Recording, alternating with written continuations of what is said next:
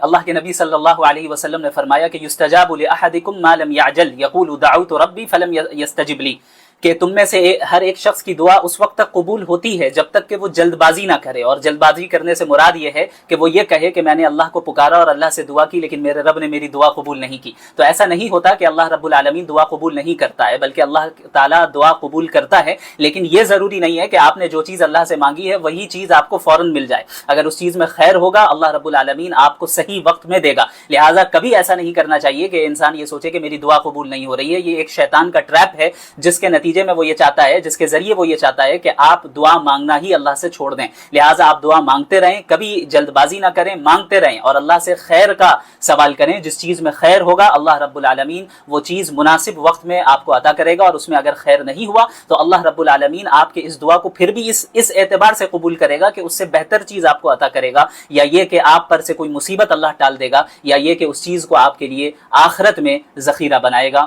ألم تر إلى الذي حاج إبراهيم في ربه أن آتاه الله الملك إذ قال إبراهيم ربي الذي يحيي ويميت قال أنا أحيي وأميت، کہ آپ نے ابراہیم کو دیکھا، اس شخص کو دیکھا یعنی نمرود، جس نے ابراہیم سے ان کے رب کے سلسلے میں مناظرہ کیا، ان سے بحث کی۔ تو نمرود کون تھا؟ وہ اپنے خود کو وہ سجدے کرایا کرتا تھا اور خدائی کا دعویٰ کرتا تھا۔ تو وقت کے بادشاہ سے جو ہے حضرت ابراہیم نے مناظرہ کیا اور اس کو کہا کہ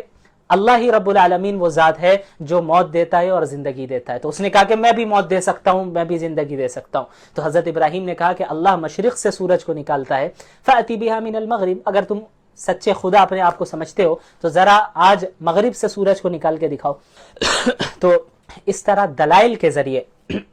حضرت ابراہیم علیہ السلام نے نمرود کو خاموش کر دیا۔ تو معلوم ہوا کہ دلائل کے ذریعے اپنی دین اسلام کی حقانیت کو ثابت کرنا، اس طرح کی ڈیبیٹ کرنا، یہ بھی انبیاء کی سنت ہے۔ اس کے بعد حضرت عزیر علیہ السلام کے واقعہ کا ذکر ہے کہ ایک مرتبہ حضرت عزیر علیہ السلام ایک تباہ شدہ بستی کے پاس سے گزر رہے تھے، ایسی بستی جو اجڑ چکی تھی، برباد ہو چکی تھی، تباہ ہو چکی تھی۔ تو ان کے دل میں یہ خیال آیا کہ یہ اس طرح ختم ہو چکے ہیں یہ لوگ، انہیں اللہ دوبارہ کیسے زندہ کرے گا؟ تو اللہ تعالیٰ نے حضرت عزیر علیہ السلام کو 100 سال تک ان پر موت طاری کی، اور اس کے بعد پھر جو ہے انہیں دوبارہ زندہ کیا، اور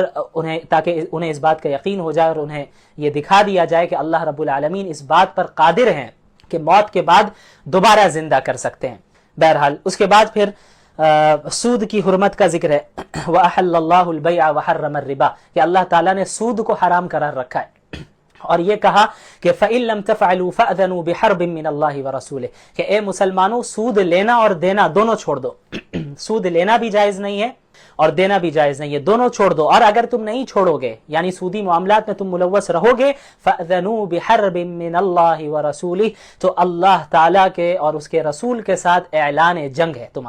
تمہارے لیے کیا ہے؟ اعلان جنگ ہے، یعنی تمہارے اور اللہ کے درمیان اور رسول کے درمیان جنگ ہوگی۔ تو اب آپ اندازہ لگائیں پورے قرآن میں اتنی سخت بات کسی جرم کے متعلق نہیں کہی گئی ہے جتنی سخت بات سود کے متعلق کہی گئی ہے، کہ اگر تم سود کو نہیں چھوڑو گے تو اللہ کے ساتھ اعلان جنگ ہے، اللہ کے ساتھ تم جنگ کرو گے۔ اب آپ دیکھیں کہ جب فریقین کے درمیان جنگ ہو رہی ہوتی ہے تو دونوں سائیڈ کے کیا لوگ چاہتے ہیں کہ بھئی جن سے جنگ ہو رہی ہے ان کے پاس جو سب سے قیمتی چیز ہے ہم اسے ڈسٹروائے کر دیں۔ ظاہر ہے جنگ میں یہی کوشش کی جاتی ہے کہ ہم کیسے غالب آئیں، اور غالب آنے کے لیے جو سامنے والا ہوتا ہے جس سے جنگ ہو رہی ہوتی ہے یہ کوشش کی جاتی ہے کہ اس کے پاس جو سب سے قیمتی چیز ہو اس کو برباد کیا جائے، اسے ڈسٹروائے کیا جائے۔ تو اب آپ اندازہ لگائیے کہ ایک بندے کی جنگ ہو رہی ہے اللہ سے، اللہ کے سامنے کیا حیثیت ہے بندوں کی، کیا مقابلہ اللہ کے ساتھ وہ کر سکتے ہیں وہ بندے، اور بندوں کے پاس سب سے قیمتی چیز کیا ہے؟ وہ ایمان ہے، ایمان سب سے قیمتی چیز ہے۔ تو جب اللہ سے جنگ ہو رہی ہے تو اس بات کا قوی امکان ہے کہ وہ بندہ اپنے ایمان سے ہی ہاتھ دھو بیٹھے۔ لہٰذا سود کی حرمت کو اللہ نے بیان فرمایا، اور سود کو ترک کرنا، چھوڑنا یہ لازم ہے، نہ لینا جائز ہے نہ دینا جائز ہے۔ اس کے بعد مالی معاملات کا بھی بیان فرمایا، یا ایھا الذین آمنوا اذا تداینتم بدین الی اجل مسمی۔ اچھا، اس پارے کے پہلے پیج میں تلک الرسل وہاں آیت الکرسی بھی ہے۔ آیت الکرسی اپنی عظمت کے اعتبار سے قرآن کریم کی سب سے عظیم آیت ہے، بہت عظیم آیت ہے، سب سے عظیم آیت قرآن کریم کی آیت الکرسی ہے، اس میں اللہ کی بڑائی بیان کی گئی۔ اچھا، لمبائی کے اعتبار سے بھی جو آیت سب سے زیادہ لمبی ہے وہ سورۃ البقرہ میں بھی، بقرہ ہی میں ہے، اور وہ یہی ہے، یا ایھا الذین آمنوا اذا تداینتم بدین الی اجل مسمی فاکتبوہ۔ وَلْيَكْتُبْ بَيْنَكُمْ كَاتِبٌ بِالْعَدْلِ، اور پورے پیج میں یہ ذکر کیا گیا، یعنی ایک پیج کی آیت ہے، وہ ایک صفحے کی آیت ہے، پورے صفحے میں جو ہے ایک ہی آیت چل رہی ہوتی ہے، تو اتنی لمبی آیت ہے۔ اس آیت میں بتایا کیا گیا ہے؟ مالی معاملات کا بیان ہے کہ اللہ رب العالمین نے صرف اسلام کو عبادت والا مذہب نہیں بنایا ہے کہ صرف روزہ، نماز، زکوٰۃ، حج، عمرے کا ہی نام اسلام ہو، ایسا نہیں ہے۔ اسلام ایک ایسا مذہب ہے جو انسان کی زندگی کے تمام پہلوؤں پر حاوی ہے، اور ہر پہلو کے متعلق اسلام رہنمائی کرتا ہے۔ لہٰذا جو معاملات ہیں اس کی بھی بڑی اہمیت ہے اسلام میں، کہ آپ کسی کے ساتھ کوئی معاملہ کر رہے ہیں، کوئی ایگریمنٹ کر رہے ہیں، کوئی تجارت کر رہے ہیں، یا ادھار لے رہے ہیں، قرض لے رہے ہیں، جو بھی معاملات ہو، ان تمام معاملات کا لحاظ رکھنا اور خلاف ورزی نہیں کرنا، اس کی تلقین اسلام نے بار بار کی ہے۔ اور اس آیت میں بھی بتایا گیا ہے کہ جب تم قرض لو تو اسے لکھ لیا کرو، کہ معاملات جب ہو کسی کے ساتھ تو رائٹ ہمیں لکھ لینا چاہیے اسے، کہ ہمیں کیا ہوگا اس سے فائدہ، کہ اگر کوئی بھول جائے بعد میں، یا کوئی بعد میں کچھ اندیشہ ہو ایسا جس سے معاملات خراب ہو سکے، تعلقات خراب ہو سکے، تو اس چیز میں یہ چیز رکاوٹ بن جائے گی۔ ضروری نہیں ہے کہ آپ کسی پر اعتماد نہیں کر رہے ہیں تبھی آپ لکھیں، بلکہ جس پر اعتماد ہو، بھروسہ ہو، اس کے ساتھ بھی معاملہ ہو تب بھی لکھ لینا چاہیے، تاکہ آئندہ کوئی فساد نہ ہو اور تعلقات خراب نہ ہو۔ اس کے بعد سورۃ البقرہ کا اختتام ہوتا ہے، اور آخر میں بہت جامع دعا اور مفید دعا اللہ تعالیٰ نے بتائی، ربنا لا تؤاخذنا ان نسینا او اخطانا ربنا ولا تحمل علینا اصرا کما حملته علی الذین من قبلنا، کہ ایک انسان جو ہے، ایک بندہ ہے، مومن ہے، اس سے غلطیاں ہوتی ہیں، وہ بندہ گناہ کر لیتا ہے، جتنا بھی وہ دیندار ہو گناہ اس سے ہو جاتے ہیں، تو اللہ کی اطاعت کرنے میں، اللہ کی عبادت کرنے میں، شریعت کو فالو کرنے میں کمی کوتاہی ہوتی ہے، لازمی چیز ہے، یہ گناہ میں انسان مبتلا ہو ہی جاتا ہے، تو جو بھی کمی کوتاہی ہو رہی، ظاہر ہے ہم اللہ کی عبادت کا حق ادا نہیں کر سکتے، ہم بشر ہیں، ہمارے اندر کمزوریاں ہیں، تو اللہ تعالیٰ نے یہ دعا سکھائی کہ ربنا لا تؤاخذنا ان نسینا واخطانا، کہ اے ہمارے رب ہم سے اگر کوئی بھول ہو جائے، کوئی چوک ہو جائے تو ہماری پکڑ نہ فرما، یعنی اپنے اعتبار سے تو حتی الامکان ہمیں کوشش کرنا ہے کہ اللہ کی ہم اطاعت کرتے رہیں، لیکن اب اس اطاعت کے دوران جو بھی کمی زیادتی ہو جائے، یا پھر آپ سمجھے کہ کوتاہی ہو جائے، یا کبھی کوئی چوک ہو جائے، بھول چوک ہو جائے، تو اللہ سے دعا مانگتے رہنا ہے، اللہ سے آپ دعا مانگیں کہ اللہ تعالی ہماری مغفرت فرمائے۔ اور اللہ نے فرمایا لا یکلف اللہ نفسا الا وسعها، اللہ تعالیٰ کسی بھی جان پر اس کی طاقت سے زیادہ بوجھ نہیں دیتا، اللہ تعالیٰ انسان کو انہی چیزوں کا مکلف بناتا ہے جو اس کی طاقت، اس کی قدرت کے اندر ہے۔ ایسا نہیں ہے کہ اسلام کا کوئی ایسا حکم ہے جو انسان کی طاقت سے ہی باہر ہو اور انسان کے لیے کرنا امپاسبل ہو۔ بہرحال اس کے بعد سورہ آل عمران کی ابتدا ہوتی ہے۔ آل کا مطلب ہوتا ہے اولاد، عمران شخص کا نام ہے، تو اب چونکہ اس صورت میں عمران کی اولاد کا ذکر ہے، اس لیے اس صورت کو کیا کہا جاتا ہے؟ سورۃ آل عمران۔ تو سب سے پہلے اس صورت میں اللہ کی بڑائی بھی بیان کی گئی ہے، اور اس کے بعد یہ آیت بھی نازل ہوئی هو الذی انزل علیک الکتاب منہ آیات محکمات ہن ام الکتاب واخر متشابہات۔ اللہ کے رسول صلی اللہ علیہ وسلم کے پاس عیسائیوں کا، کرسچنز کا ایک وفد آتا ہے نجران کے علاقے سے، اور آپ صلی اللہ علیہ وسلم سے وہ گفتگو کرتے ہیں اور بحث کرتے ہیں، اور اپنا ایک شاعر کھڑا کرتے ہیں، تو ان کے شاعر کے مقابلے کے لیے اللہ کے رسول صلی اللہ علیہ وسلم حضرت حسان بن ثابت کو کھڑا کرتے ہیں، اور حسان بن ثابت انہیں شکست دے دیتے عیسائیوں کے شاعر کو۔ اس کے بعد یہ عیسائی اپنے میں سے خطیب کو کھڑا کرتے ہیں، خطبہ دینے والا، بیان کرنے والا، جو اسپیچ دیتا ہو بہت زبردست، اس کو کھڑا کرتے ہیں۔ تو اللہ کے نبی صلی اللہ علیہ وسلم مسلمانوں میں سے حضرت ثابت بن قیس کو کھڑا کرتے ہیں، تو ان کا مقابلہ ہوتا ہے، حضرت ثابت بن قیس بھی اپنی خطابت سے انہیں ختم کر دیتے، شکست دے دیتے ہیں، کہ جو فصاحت بلاغت ان کے پاس تھی وہ عیسائیوں کی کے شاعر اور ان کے خطیب کے پاس نہیں تھی۔ بہرحال اس کے بعد وہ پھر دلائل کے ساتھ بات کرنا چاہتے ہیں، تو اللہ کے نبی صلی اللہ علیہ وسلم خود ان کے ساتھ دلائل کے ساتھ جو ہے بات کرتے ہیں، اور اللہ کی وحدانیت کو ثابت کرتے ہیں، اور ان کے یہاں جو عقیدہ تثلیث ہے، ٹرینٹی کا جو عقیدہ ہے، کہ وہ گاڈ کے، اللہ کے 3 اجزاء مانتے ہیں، کہ ایک جز فادر کا ہے، دوسرا جز ہولی اسپرٹ کا ہے، تیسرا جز عیسیٰ علیہ السلام کا ہے، اور کہتے ہیں کہ ان تینوں حصوں کا مل کر جو مجموعہ بنتا ہے اسے جو ہے خدا کہا جاتا ہے، یعنی اللہ کے العیاذ باللہ 3 حصے ہیں۔ تو اللہ نے اس کی تردید کی، اور اللہ کے نبی صلی اللہ علیہ وسلم نے دلائل کے ذریعے توحید کو ثابت کیا۔ اس کے بعد اہل کتاب کے جرائم کا ذکر ہوتا ہے، ان الذین یکفرون بآیات اللہ ویقتلون النبیین بغیر حق، کہ یہود و نصارہ، ان میں کتنے انبیاء آئے بنی اسرائیل میں، لیکن یہ اتنے ناشکرے تھے، اتنے نافرمان تھے، اور ظلم و تشدد بھی اتنا زیادہ کرتے تھے کہ انبیاء کو بھی قتل کر دیتے تھے۔ کئی انبیاء کو بنی بنی اسرائیل نے اپنے ہاتھوں سے قتل کیا ہے، تو ان کے اس جرم کو بیان کیا۔ اس کے بعد فرمایا لا تتخذوا المؤمنون الکافرین اولیاء من دون المؤمنین، کہ یہ حکم دیا گیا کہ اے مسلمانوں، کفار کو، ڈس بلیورز کو کے ساتھ گہرا تعلق نہ قائم کرو، گہری اور دلی دوستی قائم نہ کرو۔ مسلمانوں کے لیے یہ جائز نہیں ہے کہ مومنین کے علاوہ غیر مسلموں کے ساتھ دلی تعلق رکھے اور دلی دوستی قائم کرے، یہ جائز نہیں ہے۔ ہاں، آپ اچھے اخلاق کے ساتھ پیش آئیں گے، انہیں اسلام کی دعوت دیں گے اور ان کی ضروریات کو بھی پورا کریں گے، لیکن ایک لمٹ میں۔ جو دلی تعلق ہوتا ہے، گہری دوستی ہوتی ہے، وہ آپ کفار کے ساتھ ہم مسلمان نہیں کر سکتے، وہ صرف مومنین کے ساتھ کریں گے۔ ہاں، رکھ رکھاؤ کے لیے، ماحول کو درست رکھنے کے لیے، ماحول حالات سازگار رہیں اور آپ اسلام کی دعوت دیں، اس بنیاد سے آپ کو تو اچھے انداز میں ان کے ساتھ پیش آنا ہے، ان کی ضروریات کو بھی پورا کرنا ہے، لیکن جو دلی دوستی ہوتی ہے، دلی تعلق ہوتا ہے، اس کی جو ہے اجازت نہیں ہے کہ کفار کے ساتھ ہو۔ بہرحال اس کے بعد اس صورت میں، سورہ آل عمران میں 3 اہم واقعات کا ذکر ہے۔ سب سے پہلا واقعہ حضرت عمران کی بیوی کا ہے، جن سے حضرت مریم پیدا ہوتی ہے علیہ السلام۔ حضرت وَإِذْ قَالَتِ امْرَأَتُ عِمْرَانَ رَبِّ إِنِّي نَذَرْتُ لَكَ مَا فِي بَطْنِي مُحَرَّرًا فَتَقَبَّلْ مِنِّي، کہ حضرت ابراہیم کی جو بیوی ہیں وہ اللہ تعالیٰ سے دعا کرتی ہیں اور وہ نظر مانتی ہیں کہ یا ان کی کوئی اولاد نہیں تھی، اللہ سے دعا کرتی ہیں کہ یا اللہ اگر آپ نے مجھے بیٹا دے دیا تو میں اسے آپ کے راستے کے لیے وقف کر دوں گی، یعنی فی سبیل اللہ، اللہ کے راستے میں ہی اسے وقف کر دوں گی، بس آپ مجھے بیٹا دے دیجئے۔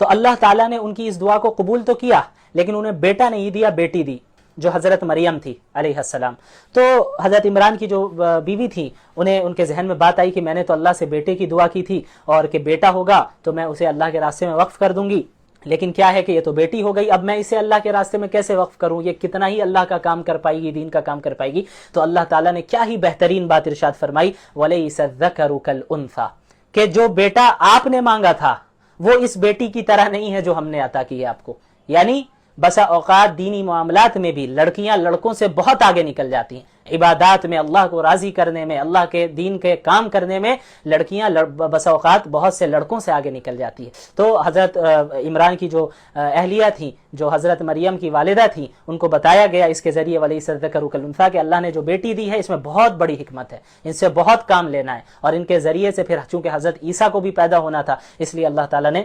انہیں عطا کیا۔ یہ ایک پہلا واقعہ۔ اس میں بھی اللہ کی قدرت کا ذکر ہے کہ بھائی اولاد نہیں تھی ان کے پاس، لیکن پھر بھی اللہ نے اولاد عطا کی۔ تو اولاد بھی ہم کن سے مانگیں گے؟ اللہ سے۔ مزاروں پہ جا کر سوال نہیں کریں گے، پیروں کے پاس جا کے نہیں کہیں گے کہ آپ اولاد عطا کر دیجئے۔ کن سے کہیں گے ہم؟ اولاد کی دعا بھی کس سے کریں گے؟ اللہ سے، جس طرح حضرت عمران کی اہلیہ نے دعا کی۔ اس کے بعد جو دوسرا واقعہ اس صورت کا ہے وہ ہے حضرت زکریہ اور حضرت یحییٰ علیہ السلام کا۔ حضرت زکریا نے یعنی حضرت مریم علیہ السلام جو تھی وہ حضرت زکریا علیہ السلام کی کفالت میں تھی۔ تو جب حضرت مریم علیہ السلام چھوٹی تھی اسی وقت سے وہ اللہ کی بہت عبادت کیا کرتی تھی، بیت المقدس میں رہتی تھی، ایک حجرہ تھا ان کا، وہیں پہ اللہ کی عبادت کیا کرتی تھی۔ تو حضرت زکریا علیہ السلام ایک مرتبہ داخل ہوئے حضرت مریم کے پاس اور دیکھا کہ ان کے پاس پھل رکھے ہوئے ہیں، اور ایسے پھل ہیں جو کہ ابھی ان پھلوں کا موسم بھی نہیں ہے، بغیر موسم کا پھل رکھا ہوا ہے، اور حضرت مریم جو ہے کہیں باہر نکلتی بھی نہیں ہے عام طور پر۔ تو حضرت زکریا کو تعجب ہوا اور انہوں نے کہا کہ بھئی انا لکی ھذا، یہ رزق تمہارے پاس کہاں سے آیا؟ تو حضرت مریم نے کہا قالت ہوا من عند اللہ، کہ یہ رزق اللہ کی جانب سے ہے۔ یعنی اللہ تعالیٰ نے غیب سے حضرت مریم کے ساتھ ایسا ان پر یہ فضل کیا، احسان کیا، ان پر رحمت کی کہ انہیں رزق دیا کرتے تھے۔ اللہ تعالیٰ غیب سے جو ہے ان کو پھل اور دیگر جو ہے رزق عطا کیا کرتے تھے۔ تو حضرت زکریا نے جب دیکھا کہ بھائی اس کے ساتھ ایسا معاملہ ہے، تو حضرت زکریا بھی گئے محراب میں اور وہاں کھڑے ہو کر اللہ سے دعا مانگنے لگے۔ حضرت زکریا کی بھی کوئی اولاد نہیں تھی، وہ بوڑھے ہو چکے تھے، اور ان کی جو اہلیہ تھی وہ بھی بوڑھی ہو چکی تھی اور بانجھ تھی کہ کوئی اولاد نہیں تھی۔ حضرت زکریا نے کھڑے ہو کر دعا کی کہ یا اللہ مجھے بھی جو ہے آپ اولاد عطا فرما۔ کہ حضرت مریم کی اس کرامت کو دیکھ کر، کرامت کسے کہتے ہیں، معجزہ کسے کہتے ہیں، کہ جب ایک نبی کے ذریعے سے کوئی ایسی چیز کا صدور ہو جو کہ خارق عادت ہو، یعنی لاز آف نیچر سے ہٹ کر کوئی چیز پیش کر دی گئی۔ جیسے حضرت موسیٰ کے ساتھ کیا ہوا کہ انہوں نے لاٹھی ماری اور وہ لاٹھی سانپ بن گئی، اور لاٹھی ماری تو سمندر دو حصے میں ہو گئے۔ تو عام طور پہ یہ واقعات پیش نہیں آتے، لیکن نبی کے ذریعے ایسے واقعے کو پیش کیا گیا، ایسی چیز کو پیش کیا گیا جو کہ لاز آف نیچر کے خلاف ہے۔ تو جب ایسی چیزیں جو لاز آف نیچر کے خلاف ہوتی ہیں ایسی ظاہر ہو جائیں کسی نبی سے تو اس کو معجزہ کہتے ہیں، اور کسی غیر نبی سے کچھ ایسی چیز ظاہر ہو تو اسے کرامت کہا جاتا ہے۔ تو جس طرح حضرت مریم علیہ السلام کے ساتھ یہ معاملہ ہوا کہ بغیر کسی سبب کے غیب سے ان کے پاس رزق آ جاتا تھا، تو یہ کرامت ان کی کرامات میں سے تھا۔ کیوں؟ کیونکہ حضرت مریم علیہ السلام نبی نہیں تھی. ٹھیک ہے. اچھا اب یہاں پر ایک اور چیز دیکھیں آپ کہ بعض وہ لوگ جو بزرگوں کی کرامت کو دیکھ کر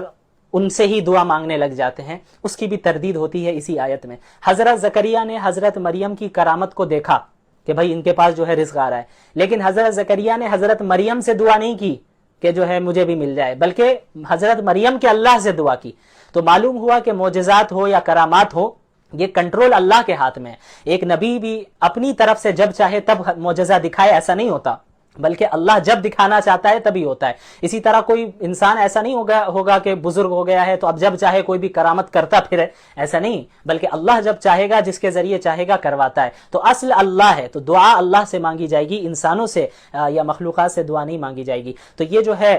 دوسرا واقعہ ہے کہ اللہ تعالیٰ نے پھر حضرت زکریا کی دعا کو قبول کیا اور اس کے بعد انہیں یحییٰ علیہ السلام سے نوازا کہ وہ بھی, اور یہ بھی اللہ کی قدرت ہے اس میں کہ بھئی بیوی بانجھ ہو چکی تھی, خود بھی بوڑھے ہو چکے تھے, لیکن اس کے بعد بھی اللہ نے کیا ہے اولاد دی. اس کے بعد ایک تیسرا اہم واقعہ جو اس پارے میں ہے اور اس صورت میں ہے وہ ہے حضرت عیسیٰ علیہ السلام کی پیدائش کا. یہ بہت مشہور واقعہ ہے, آپ سب کو معلوم ہوگا, زیادہ ڈیٹیل میں نہیں جاؤں گا میں, کہ حضرت عیسیٰ علیہ السلام بغیر باپ کے پیدا ہوئے حضرت مریم علیہ السلام سے. اللہ رب العالمین کے کلمہ کن کے ذریعے سے وہ پیدا ہوئے. تو یہ ایک بہت بڑا معجزہ تھا, اور یہ واقعہ بھی ایسا ہے جو کہ عام طور پر عادت سے ہٹ کر ہے. تو اللہ رب العالمین کی قدرت کا اس میں بھی ذکر ہے کہ اللہ جو چاہتا ہے وہ کرتا ہے. اللہ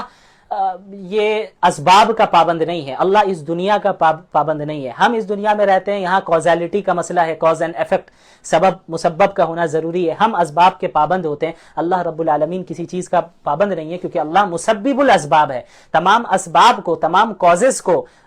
پیدا کرنے والا بھی اللہ رب العالمین ہے. بہرحال اس کے بعد ذکر ہوتا ہے یہودیوں کا کہ جب حضرت عیسیٰ نے